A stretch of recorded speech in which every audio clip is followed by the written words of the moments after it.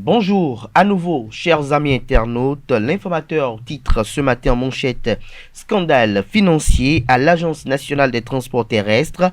Thomas Agbeva et 9 cadres de l'ANAT gardés à vue. 2646 véhicules illégalement immatriculés, leurs propriétaires et les transitaires recherchés. 1,3 milliard de marchés irrégulièrement passés, 7,9 milliards pour préjudice de véhicules immatriculés non dédouanés, 34 millions de francs CFA de dotation en boissons. Les mises en cause seront présentées à la Cour de répression des infractions économiques du terrorisme Criette et risquent la prison, informe l'informateur à ses lecteurs ce matin. Toujours à la une de l'informateur de ce jour: Agriculture, le pouvoir va aménager 12 000 hectares pour l'hydro-agricole. Des détails à la page 4 de sa parution de ce matin. Dissolution de la Cobenam, les raisons profondes sont présentées à la page 7 de la parution de ce matin de l'informateur, qui a également titré à la une ce matin: achat d'un véhicule de collecte de sang, Patrice Talon pour soulager les peines des transfusés. L'oreille droite de la une de ce matin de l'informateur, comme à l'accoutumée, vous invite à découvrir dans les colonnes de sa parution du jour le journal École, produit par les étudiants en journalisme à l'École supérieure d'administration, d'économie, de journalisme et des métiers de l'audiovisuel, ESAE. Le challenge titre ce matin en manchette: mission d'audit à l'ANAT de 2016 à 2020, une bouffe gargantuesque de près de 14 milliards de francs CFA mise à nu. L'ancien directeur général Thomas Agbeva impliqué. 2646 véhicules non dédouanés détectés, des dotations en cascade, des primes et gratifications à volo. Le navire ANAT coulé, 10 cadres sous les verrous, des rupturiens tue la rupture, la frappe doit être lourde, invite le confrère ce matin. Son article à ce sujet est publié à la page 3 de sa parution de ce matin.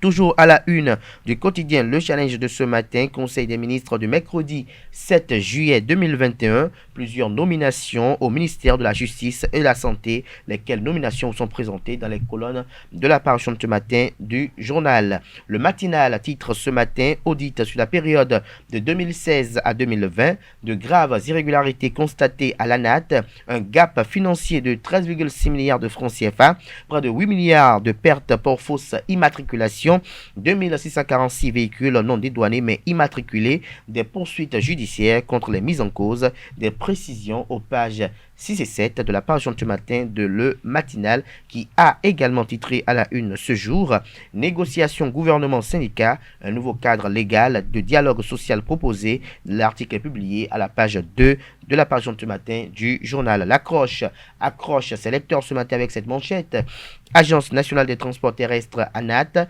13,6 milliards de francs CFA sans trace, des poursuites judiciaires à l'encontre des personnes indexées. Toujours à la une du quotidien L'Accroche de ce matin: correction du baccalauréat, une descente des autorités qui rassure du bon déroulement des activités. Le compte rendu est publié à la page 3 de la parution de ce matin du journal. Rapport Ericsson sur la mobilité, sont 10 millions d'abonnements 5G d'ici 2026 en Afrique subsaharienne. Des précisions sur ce titre à la page 6 de la parution de ce matin du journal.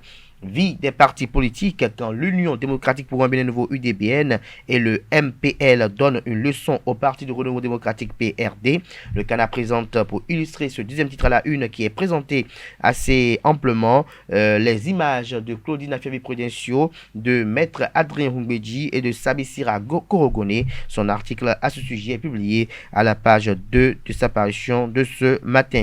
Toujours à la une de Matin Libre de ce matin: ANAT, 2646 véhicules sans douane, la justice aux trousses des propriétaires. Nous passons à présent au quotidien La Cloche, qui titre ce matin: dissolution du fonds routier et de la Cobenam, les raisons profondes de la fermeture des deux entités vous sont présentées à sa page 3. Toujours à la une du quotidien La Cloche de ce matin: financement de la Banque mondiale pour la vaccination anti-Covid, plus de 4 milliards de dollars au profit de 51 pays dont le Bénin.